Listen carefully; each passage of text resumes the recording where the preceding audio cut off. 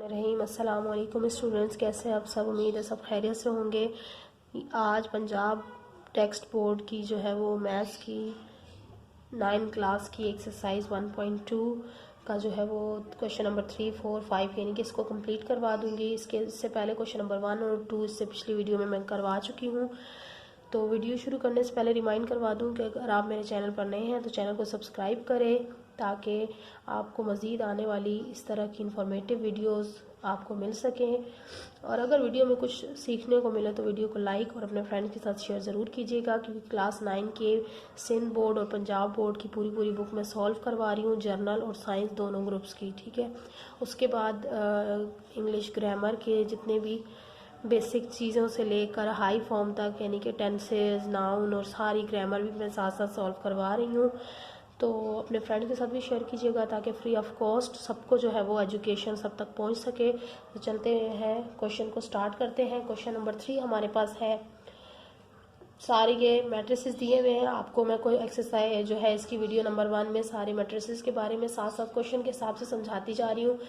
तो अब यहाँ पर आपने बताना है, आप अपनी बुक से रीड कर सकते हैं। क्वेश्चन क्या है कि फाइंड द फॉलोइंग मैट्रिसेस, जिसमें आपको क्या क्या आ जाएगा। आइडेंटिटी मैट्रिक्स आपने फाइंड करना है, या उसे यूनिट मैट्रिक्स भी कहते हैं। ठीक है, और डायगोनल, स्केलर और यूनिट मैट्रिक्स, यही तीनों चीज़ें आपने इनमें से इन तीनों चीज़ को वो करना है कि कौन सा आइडेंटिटी मैट्रिक्स है, कौन सा यूनिट मैट्रिक्स है और कौन सा डायगोनल मैट्रिक्स है।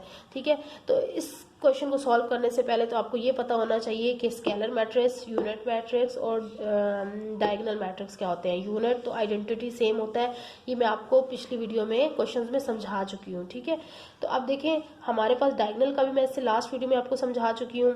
अब हमारे पास सिर्फ बचता है स्केलर मैट्रिक्स, जिसके बारे में आपको नहीं पता होगा क्योंकि इससे पहले बाकी सारे मैट्रिक्स के बारे में बता चुकी हूँ सिवाय स्केलर मैट्रिक्स के, क्योंकि मैं क्वेश्चन वाइज जो है वो चीज़ें समझाती हूँ ताकि बच्चों को फिर पीछे जाकर ना देखना पड़े कि ये कौन सा मैट्रिक्स था और ये कौन सा मैट्रिक्स था। तो ये चूंकि पिछले क्वेश्चंस में भी थे डायगोनल और यूनिट मैट्रिक्स, इसलिए मैं वहाँ पे ये समझा आई हूँ। अब यहाँ हमारे पास सिर्फ न्यू एक चीज़ आई है जो स्केलर मैट्रिक्स है। तो स्केलर मैट्रिक्स की डेफिनेशन हम देख लेते हैं। If all the diagonal entries are same and non zero. ठीक है, अब ये स्केलर मैट्रिक्स वो होता है जिसकी डायगोनल एंट्रीज जो है, अब ये एंट्रीज का मैं बता आई हूँ। एंट्रीज क्या होती हैं, सारे नंबर जितने भी नंबर्स होते हैं वो एंट्रीज कहलाती हैं। और डायगोनल फॉर्म क्या होती है, डायगोनल ये होता है, ये आपका कहलाता है डायगोनल। ठीक है, अब यूं भी डायगोनल हो सकता है, यूं भी डायगोनल हो सकता है। ये फॉर्म जो होती है वो डायगोनल फॉर्म होती है। और डायगोनल मैट्रिसेस क्या कहलाते हैं, वो होते हैं डायगोनल मैट्रिसेस जिसकी ये बीच वाली एंट्री, इसमें से कोई एक नंबर जो डायगोनल एंट्री जो है वो एक नंबर नॉन जीरो हो, यानी कि उसमें जीरो ना हो, यानी कि सारे नंबर जीरो ना हो, कोई एक नंबर हो और बाकी ये वाली और ये वाली एंट्रीज जीरो हो, तो वो डायगोनल मैट्रिक्स कहलाता है। स्केलर मैट्रिक्स क्या होता है कि are same and non zero, यानी कि जो डायगोनल एंट्रीज है ना उसकी ये सेम हो। अब ये आपको यहीं से पता चल रहा है कि ये डायगोनल मैट्रिक्स है, स्केलर मैट्रिक्स है। ये एंट्री इसकी सेम हो एंड नॉन जीरो, और उसमें से कोई भी एंट्री जीरो ना हो। जबकि डायगोनल मैट्रिक्स में है कि कोई एक जीरो ना हो, बाकी बेशक सारे के सारे जीरो हो और ये वाली एंट्रीज भी जीरो हो, तब वो डायगोनल मैट्रिक्स होता है। जबकि स्केलर मैट्रिक्स क्या होता है, जो इसकी डायगोनल एंट्रीज है ना वो सारी नॉन जीरो हो और सेम भी हो। ठीक है, यानी कि जैसे ये मैंने एग्जांपल लिखी है, ये एग्जांपल्स है सारी, ये सारी एग्जांपल है। ये यहाँ पे देखिए 2 0 0 0 2 2।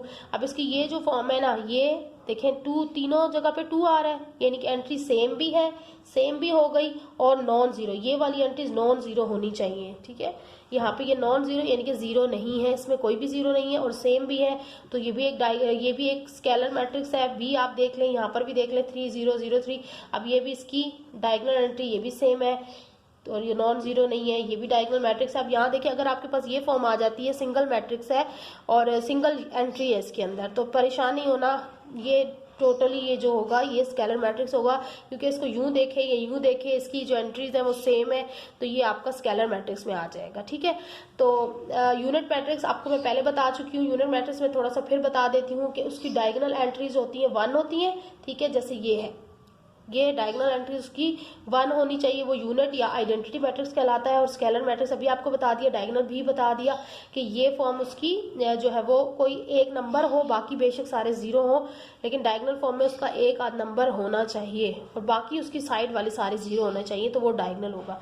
तो अब चलते हैं, आइडेंटिफाई करते हैं कि इसमें से कौन सा मैट्रिक्स जो है वो स्केलर मैट्रिक्स है। स्केलर मैट्रिक्स मैंने अभी आपको डेफिनेशन बताई, तो हम ढूंढते हैं। यहाँ पर देखें ए क्या आपको लग रहा है कि इसकी डायगोनल एंट्री सेम है? देखें ये डायगोनल एंट्री है, ये भी डायगोनल एंट्री है, ये दोनों सेम है और यहाँ बाकी हमें कोई फर्क नहीं पड़ता। यहाँ से अगर देखें तो तब भी ये सेम है। यहाँ इस तरफ से डायगोनल देखेंगे, इस तरफ से डायगोनल देखें तो दोनों एंट्री सेम है, तो ये हमारा हो जाएगा स्केलर मैट्रिक्स। ए हमारा हो जाएगा स्केलर मैट्रिक्स। अब हम अगर देखें बी को, तो बी की तो यहाँ 2 है और यहाँ -1 है, तो ये हमारी डायगोनल एंट्री सेम नहीं है, तो ये हमारा स्केलर मैट्रिक्स नहीं होगा। अगर सी को अगर हम देखें तो ये 1 और 1 सेम तो आ रहा है, लेकिन अगर 1 और 1 हमने पढ़ा था आइडेंटिटी मैट्रिक्स के अंदर कि उसकी डायगोनल एंट्रीज में सिर्फ 1 होता है। आइडेंटिटी मैट्रिक्स में सिर्फ 2 ही वैल्यूज होती हैं, 0 और 1, इसके अलावा नहीं होती, ठीक है। और सिर्फ 1 की वैल्यू उसकी डायगोनल फॉर्म में सारी लिखी हुई होती है, और अगर 1 यहाँ पर मौजूद हो तो वो आइडेंटिटी कहलाएगा, वो डायगोनल नहीं कहलाएगा या स्केलर मैट्रिक्स में नहीं आएगा। डायगोनल में आ सकता है लेकिन स्केलर मैट्रिक्स में नहीं आ सकता। स्केलर के लिए ये जरूरी है कि इसकी दोनों एंट्री सेम हो, ठीक है। लेकिन ये जो 1 है ना, ये 1 सिर्फ आइडेंटिटी मैट्रिक्स की पहचान है और इसको हम किसी और मैट्रिक्स में यूज यानी कि स्केलर में नहीं यूज कर सकते, ठीक है। यानी कि उसको ये सेम करके हम सिर्फ आइडेंटिटी के लिए यूज कर सकते हैं। तो हम लिख देते हैं सी जो हमारा है ये यूनिट या आइडेंटिटी मैट्रिक्स में आएगा और किसी में नहीं आएगा। फिर आप देखें ई को, डी को चेक करें तो डी की भी सेम नहीं है, ये भी स्केलर नहीं हुआ। अगर आप ई की चेक करें तो ई को अगर मैं आपको सॉल्व करके दिखाऊं, ये देखिए यहाँ पे देखिए 5 - 3 है। अगर 5 में से मैं 3 माइनस करूँ तो मेरा क्या आ जाएगा 2, और 1 में +1 करूँ तो क्या आ जाएगा 2। तो इस फॉर्म में आप चेक कर सकते हैं कि ये दोनों आपकी एंट्रीज जो है वो सेम हो गई, ये भी 2 है, ये भी 2 है और डायगोनल फॉर्म में है, तो ये आपका आ सकता है जी स्केलर मैट्रिक्स के अंदर। फिर आप देखिए यूनिट मैट्रिक्स आपका मैंने आपको बता दिया सी, जिसमें सिर्फ 1 होना चाहिए डायगोनल में और कहीं पे भी ऐसा 1 नहीं है, तो सिर्फ सी आपका यूनिट या आइडेंटिटी मैट्रिक्स होगा। आप डायगोनल देख सकते हैं। डायगोनल में देखिए हमने क्या कहा है कि इस तरह से इसकी वैल्यूज में नंबर्स होने चाहिए और बाकी सारी चीजें 0 होनी चाहिए, ठीक है। बाकी सारी इस तरफ वाली चीजें और इस तरफ वाली चीजें 0 होनी चाहिए, तो वो डायगोनल होता है। तो आप देख सकते हैं कि इस तरह की एंट्रीज जो है नंबर्स हैं और बाकी इधर वाली एंट्री सारी 0 है, तो ये आपका डायगोनल होगा। आप बी भी देख सकते हैं, ये वाले नंबर्स हैं और यहाँ इधर वाली एंट्री 0 है, तो ये बी भी डायगोनल मैट्रिक्स में आएगा। सी डायगोनल में आ सकता है क्योंकि हमने इसकी नंबर्स को नहीं देखना बल्कि हमने साइड के 0 देखने हैं। ये साइड में 0 है और एक आध नंबर इसका कोई नंबर की फॉर्म में होना चाहिए, तो सी भी डायगोनल होगा। और डी को भी आप देखें, डी में देखें सिर्फ यहाँ पे हमने कहा था कि डायगोनल मैट्रिक्स वो होता है जिसकी डायगोनल फॉर्म में एक आध नंबर मौजूद हो, बाकी बेशक सारे 0 हो लेकिन एक नंबर होना चाहिए। तो आप देख सकते हैं इसमें एक नंबर मौजूद है और बाकी सारे 0 है, तो ये भी आपका डायगोनल मैट्रिक्स में आएगा। अब ई को देखें तो 2 और 2 यहाँ पे 2 नंबर्स हमारे पास मौजूद है डायगोनल फॉर्म में, लेकिन इस तरफ की वैल्यू सारी 0 है, तो ये सारे के सारे मैट्रिसेस आपके जो दिए हुए हैं ये डायगोनल फॉर्म में है, ठीक है। डायगोनल मैट्रिसेस कहलाते हैं। आई होप कि आपको ये डायगोनल मैट्रिसेस का कॉन्सेप्ट बिल्कुल क्लियर हो गया। अब चलते हैं क्वेश्चन नंबर 4 की तरफ। क्वेश्चन नंबर 4 भी बहुत इजी है और आपको इसकी मैं पहले भी समझा तो चुकी हूँ, लेकिन दोबारा से मैं नेगेटिव मैट्रिक्स का बता दूंगी ताकि आप इजीली क्वेश्चन को सॉल्व कर सकें। अब यहाँ पे क्वेश्चन आप खुद से रीड किया करें बुक्स के साथ साथ, क्योंकि यहाँ मेरे लिखने में बहुत टाइम कंज्यूम हो जाता है तो मैं लिखती नहीं हूँ। Find the negative of matrices A B C D and E, ठीक है। आपने नेगेटिव ऑफ मैट्रिक्स फाइंड करना है। क्या फाइंड करना है? Negative of matrices. तो नेगेटिव ऑफ मैट्रिसेस फाइंड करने के लिए सबसे पहले आपको पता होना चाहिए नेगेटिव ऑफ मैट्रिसेस होता क्या है। नेगेटिव ये होता है कि आप किसी भी एंट्रीज के साइन को चेंज कर दें।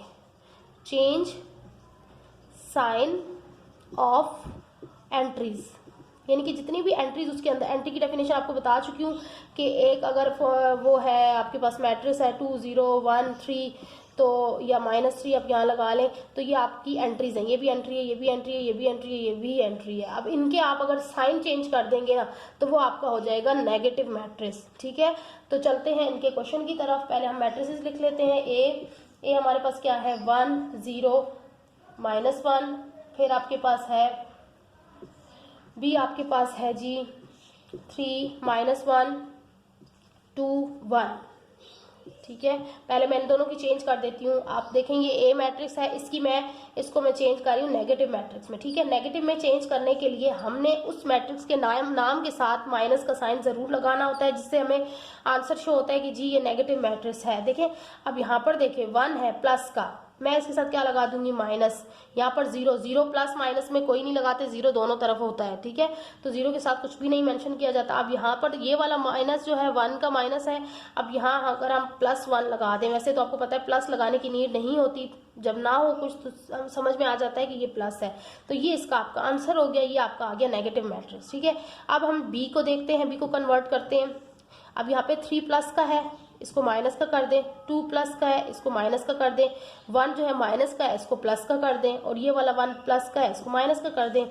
ये आपका हो गया नेगेटिव। अब यहाँ पर साइन आपने शो करना है कि ये नेगेटिव जो है मैट्रिक्स है।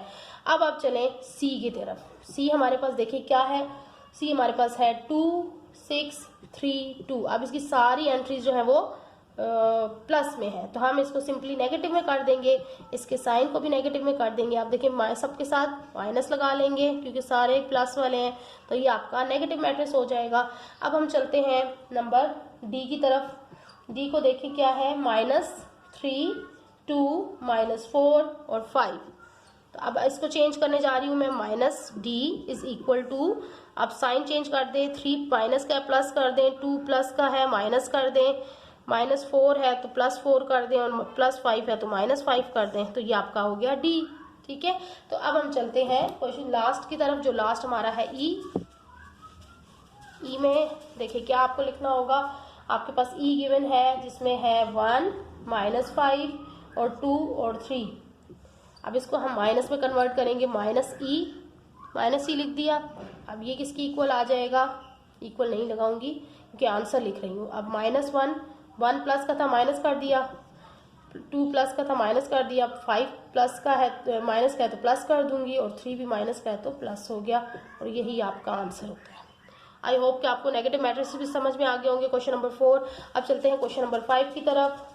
क्वेश्चन नंबर 5 में आपने क्या शो करना है, find the transpose of each of the following matrices. ठीक है, अब ट्रांसपोज होता क्या है। सबसे पहले तो आपको ये एक्सप्लेन कर दूं ट्रांसपोज होता क्या है। अगर हम रोज को, ठीक है, change of row into column, या आप लिख सकते हैं conversion of rows into column. ठीक है, मैं आसान लैंग्वेज में आप लोगों को बताने की कोशिश करती हूँ। Is transpose of matrix, transpose of is called transpose of matrices. ठीक है, अब यानी कि हम रो को कॉलम में या कॉलम को रो में चेंज कर लें, रो इनटू कॉलम और कॉलम इनटू रो। ठीक है, तो अब आपको करके दिखा दूंगी तो ज्यादा आपको समझ में आ जाएगा क्वेश्चन को। हम सिर्फ अब याद रखें कि ट्रांसपोज को क्या होता है कि रोज को कॉलम में चेंज कर देना होता है और कॉलम में को रोज में, लेकिन इसके लिए आपको प्रैक्टिस की नीड होती है क्योंकि उसमें चेंज करते हुए हम कभी कभी गड़बड़ कर देते हैं। आप चलते हैं क्वेश्चन की तरफ। क्वेश्चन नंबर ए हमारे पास गिवन है 0 1 और साथ में है -2, तो हम इसका ट्रांसपोज लेते हैं। ठीक है, तो मैं यहाँ पर एक लाइन ड्रॉ कर दूंगी ताकि ज्यादा क्वेश्चन हमारे आ जाए। तो यहाँ पर मैं इसको सॉल्व कर देती हूँ। अब जब ए ट्रांसपोज लेंगे तो ए के ऊपर छोटा सा टी शो करना होता है, जिसका मीनिंग होता है कि ट्रांसपोज ऑफ ए। अब हम जब इसका ट्रांसपोज लेंगे तो हम कहेंगे, मैंने कहा है कि रोज को कॉलम में चेंज करें। अब यहाँ पर देखिए आपके पास कितनी रोज गिवन है, ये देखिए रो 1 है, ये रो 2 है और ये रो 3 है, और कॉलम सिर्फ एक ही है। अब हम इसको क्या करेंगे, रोज को हमने कॉलम में चेंज कर देना है। अब ये नंबर उठाएं, रो उठाएं, ये इसका कॉलम हो गया 1। अब सेकंड रो उठाएं, कॉलम में लिख दें, थर्ड रो उठाएं, कॉलम में लिख दें, तो ये आपका आ गया इसका आंसर, ट्रांसपोज ऑफ मैट्रिक्स आ गया आपका। ठीक है, अब सेकंड क्वेश्चन लें, पार्ट 2 बी हमारे पास क्या गिवन है, 5 1 -6। ठीक है, अब ये देखिए आपके पास ये कॉलम है, कॉलम 1 कॉलम 2 और ये है आपके पास कॉलम 3। ठीक है, अब इसको आपने सिंपली रोज में चेंज करना है, columns into rose and rose into columns. अब यहाँ पे बी का ट्रांसपोज लें, तो आप इसको अब क्या करेंगे, आपने पहला नंबर उठाया, रो कॉलम का उठाया, इसको रो में लिख दिया, फिर दूसरा नंबर उठाया, इसको रो में लिख दिया, अब इस तीसरा नंबर उठाया, इसको रो में लिख दिया। अब ये तीन, पहले तीन कॉलम्स थे, अब ये देखें तीन रोज बन गई, रो 1, ये रो 2 और ये रो 3। ठीक है, तो अब ये बन गया आपका ट्रांसपोज ऑफ मैट्रिक्स। अब आप चलें, क्वेश्चन नंबर हमारा है आपके पास ना 4 आ जाएगा, सी 3 है क्वेश्चन नंबर सी। अब देखें यहाँ पे क्या कॉलम है, 1 2, मैट्रिक्स के अंदर है 1 2, फिर आपके पास है 2 -1 और फिर आपके पास है 3 और 0। अब यहाँ पर देखिए आपके पास कितनी रोज है, कितनी रोज है हम ये चेक कर लेते हैं, कितने कॉलम्स है ये चेक कर लेते हैं, फिर सॉल्व करने के बाद देख लेंगे। ये देखिए रो 1 है, रो 2 है और रो 3 है, जबकि कॉलम हमारे 1 और कॉलम 2 कॉलम्स है, 3 रोज है। अब जब हम इसको चेंज करेंगे ना तो हमारे 3 कॉलम और 2 रोज बन जाएंगे, यानी कि रोज जो है वो कॉलम में कन्वर्ट हो जाएगा और कॉलम जो है वो रोज में कन्वर्ट हो जाएगा। तो चलें इसको सॉल्व करते हैं, सी का ट्रांसपोज लेते हैं आराम और सुकून के साथ। बहुत ध्यान से इस चीज को आपने करना होता है। पहले तो आप लाइन लगा लें ताकि इस तरह से आपको इजीली आप उठा के ये सारी चीज यूं उठा के लिख दिया करें और ये सारी चीज यूं उठा के लिख दिया करें, सिंपल। अब ये पहले आप कॉलम उठा ले, पूरा कॉलम उठा ले, चाहे तो कॉलम उठा ले चाहे तो रो उठा ले, कॉलम में लिख दें, बल्कि मैं कहूंगी कॉलम पहले उठाया करें ताकि वो ज्यादा ईजी होता है। देखिए 1, अब ये कॉलम की फॉर्म में है ना, इसको आप यूं रो की फॉर्म में लिखते जाएं, ठीक है। अब ये भी कॉलम की फॉर्म में है, इसको रो की फॉर्म में लिखते जाएं। वैल्यूज वही लिखनी होती है, कुछ भी चेंज नहीं करना होता, बस उनकी जगह चेंज कर देनी होती है। अब आप यहाँ देखें, अब आप देखें आपके पास कितने कॉलम्स बन रहे हैं और कितनी रोज बन रही है, R1 R2 और कॉलम कितने हो गए, C1 C2 और ये आपके C3 आ गया। देखा, नंबर्स ऑफ रोज और नंबर ऑफ कॉलम चेंज हो गए, बस यही होता है ट्रांसपोज ऑफ मैट्रिक्स। अब जल्दी से हम करते हैं नंबर डी, सारे आपको करके दे दूंगी ताकि कहीं भी आपको कोई कंफ्यूजन ना रहे। 2 3 0 5. Now take the transpose of D, which is, now again use the column rule, 2 0 and 3 5. ये आपका हो गया जी। अब यहाँ पर ऑर्डर चेंज नहीं होगा क्योंकि ये स्क्वायर मैट्रिक्स है। स्क्वायर मैट्रिक्स में क्या होता है, नंबर ऑफ रोज और नंबर ऑफ कॉलम्स बराबर होते हैं, ठीक है। आप देख सकते हैं यहाँ पे भी 2 कॉलम है 2 रोज है, तो यहाँ पे भी वही बनेगा, 2 रोज और 2 कॉलम्स ही बनेंगे, लेकिन वैल्यूज चेंज हो गई हैं, ठीक है। ये कॉलम 2 है, ये कॉलम 1 है, लेकिन यहाँ पे 2 0 था, यहाँ पे 2 3 आ गया, यहाँ पे 3 5 था, यहाँ पे 0 5 आ गया। सिर्फ नंबर्स की जगह चेंज हो गई, एंट्रीज की जगह चेंज हो गई है। अब चलते हैं इसके ई और एफ की तरफ।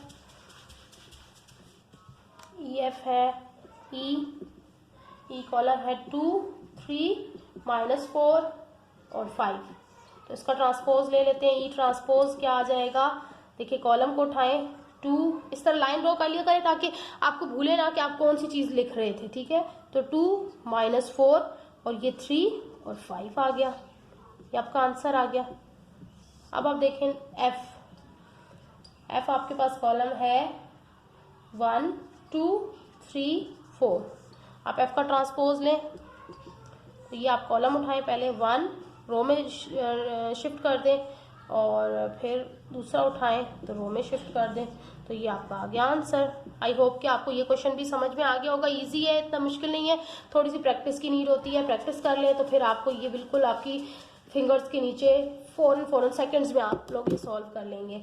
अब चलते हैं क्वेश्चन नंबर 6 की तरफ। क्वेश्चन नंबर 6 में क्या है, वेरीफाई दैट। अब मैं ये क्वेश्चन आपको यहाँ पे शो कर देती हूँ, छोटा सा है, वेरीफाई दैट। देखने में आपको शायद डिफिकल्ट लगे लेकिन बिल्कुल ईजी है, थोड़ा सा कॉन्सेप्ट पे फोकस करना है कि करना क्या है हमने इसमें, बस 0 1 आई थिंक ये 6 है,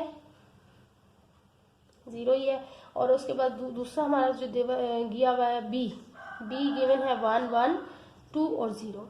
वैल्यूज आराम से लिखा करें, कोई वैल्यू आगे पीछे हो जाती है तो फिर रॉन्ग हो जाता है। अब इसमें फर्स्ट आपने क्या फाइंड आउट करना है, ए ट्रांसपोज फिर उसके होल का ट्रांसपोज। ये प्रूफ करना है कि ये इक्वल होता है ए के, यानी कि ए ट्रांसपोज का ट्रांसपोज इक्वल होता है ए के। इस तरह आपने शो करना है क्वेश्चन नंबर 2 में, ये 2 पार्ट्स हैं इसके, कि बी ट्रांसपोज के होल का ट्रांसपोज, यानी कि दोबारा ट्रांसपोज, बी का 2 दफा ट्रांसपोज इक्वल होता है बी सेट के, यानी कि जो दिया हुआ है ना क्वेश्चन, अब जब इसको प्रूव करेंगे ये वाली साइड बी ट्रांसपोज बी ही के क्वेश्चन के ही इक्वल आ जाएगी। तो चले चलते हैं, स्टार्ट करते हैं।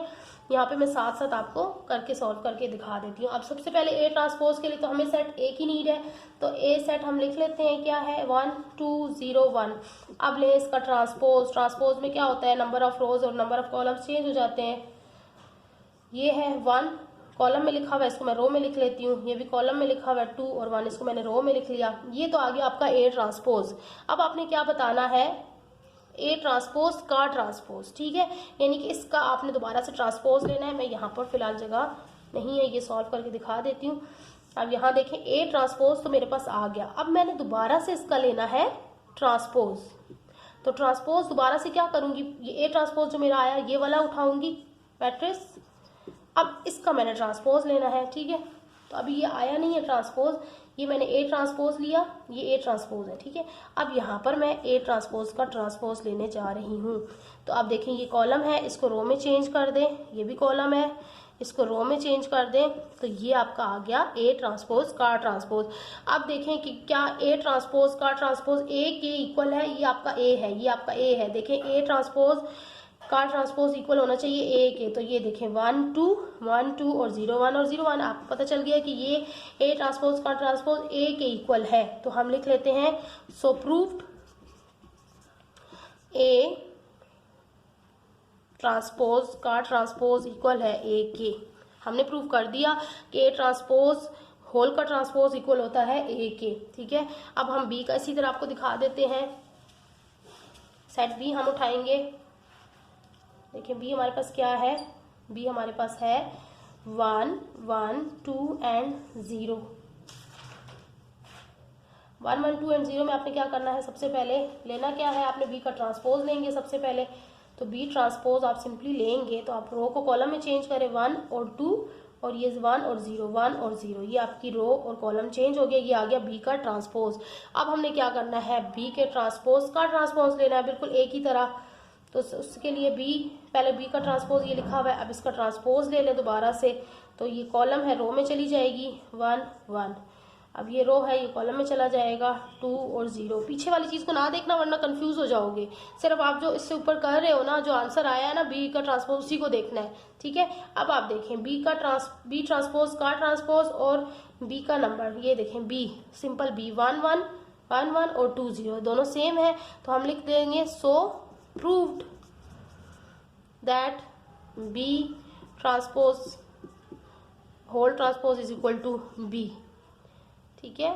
आई होप ये आपको जो है एक्सरसाइज है और ये भी जितने भी ट्रांसपोज के क्वेश्चन थे ये बहुत इजी होते हैं, लेकिन ये बहुत इंपॉर्टेंट होते हैं। इसी पे आपके आगे का चैप्टर पूरा बेस करता है। और अगर आप लोगों को ये मैंने इसीलिए डिटेल के साथ इस पे 2 से मेरी 3 वीडियोस बनी है, 1.1 1.2 इन दोनों पे, ठीक है। और मैंने बहुत डिटेल से एक एक चीज़ इसकी आपको एक्सप्लेन की है, मैट्रिसेस एक्सप्लेन की है, ताकि आप बाकी का चैप्टर बहुत आसानी से जो है वो सॉल्व कर सकें। इसके लिए आपका कॉन्सेप्ट क्लियर होना बहुत ज़रूरी है। अगर कॉन्सेप्ट क्लियर नहीं होगा तो आगे आप प्लस माइनस और मल्टीप्लाई इन सब चीज़ों को आप कंफ्यूज हो जाएंगी करने में। तो पहले इन वीडियोज़ को अच्छी तरह देख कर समझ लें, तो फिर हम आगे चैप्टर को एक्सप्लेन, अब मैं इंशाल्लाह साथ साथ ये वीडियोस भी डालती जाऊंगी और आप ज़रूर देखिएगा। और अगर आपको वीडियो में कुछ भी नया सीखने को मिला है तो आप वीडियो को लाइक और शेयर कीजिएगा। इजाज़त चाहूँगी, अगली वीडियो तक वेट कीजिएगा। अल्लाह हाफिज़।